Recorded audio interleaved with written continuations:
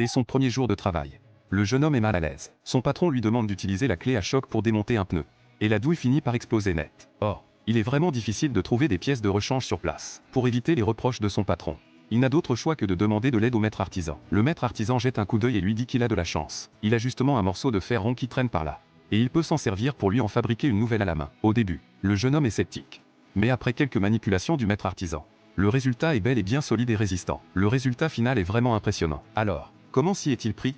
Le maître artisan a d'abord mesuré les dimensions de la douille, puis a placé la barre d'acier sur le tour. Il a tourné l'excédent de matière pour obtenir une forme plus arrondie et régulière. Il a ensuite ajusté les différents diamètres pour former une structure en gradin. L'extrémité de plus petit diamètre correspond au raccord entre la douille et la perceuse pneumatique. Il a fallu découper un cercle à cette extrémité, ainsi que deux lignes verticales qui se croisent, pour servir de repère au raccord carré. L'autre extrémité est également peinte. Puis un grand cercle est découpé selon la forme d'une clé à laine. C'est alors que vient l'étape la plus difficile. Tracer à main levée 3 lignes droites, qui se croisent avec le cercle, afin de repérer avec précision les 6 angles. Cela exige un savoir-faire exceptionnel de la part du maître artisan, pour garantir une marge d'erreur inférieure à 1 mètre. Une fois toutes les lignes tracées, l'artisan place le tout sur une perceuse, et, en se basant sur le repérage de ce côté, perce respectivement les trous d'ancrage des 6 angles, et 4 trous de l'autre côté du raccord. Une fois le perçage terminé, on peut passer au tour. On commence par percer un trou traversant, outre l'alésage à l'aide d'un forêt.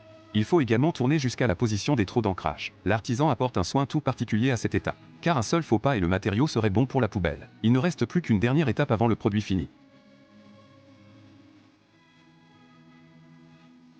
Chauffer la barre ronde jusqu'à ce qu'elle soit rougeoyante. Visser un écrou hexagonal pour servir de matrice. Effectuer le formage par extrusion, pour obtenir une structure hexagonale interne parfaite.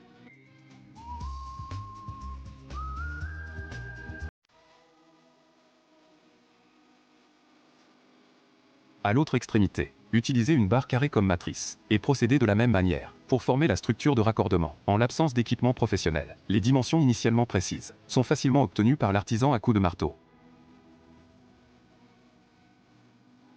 Malgré un environnement modeste et un équipement rudimentaire, grâce au savoir-faire exceptionnel de l'artisan, la structure du manchon a rapidement pris forme. On le place ensuite sur le tour, pour éliminer les aspérités de la surface, et rendre le contour extérieur plus lisse. Une fois les dimensions identiques à celles de la pièce d'origine obtenue, un manchon flambant neuf apparaît sous nos yeux. Le jeune homme peut désormais continuer à l'utiliser. Quelle note donneriez-vous à un tel savoir-faire?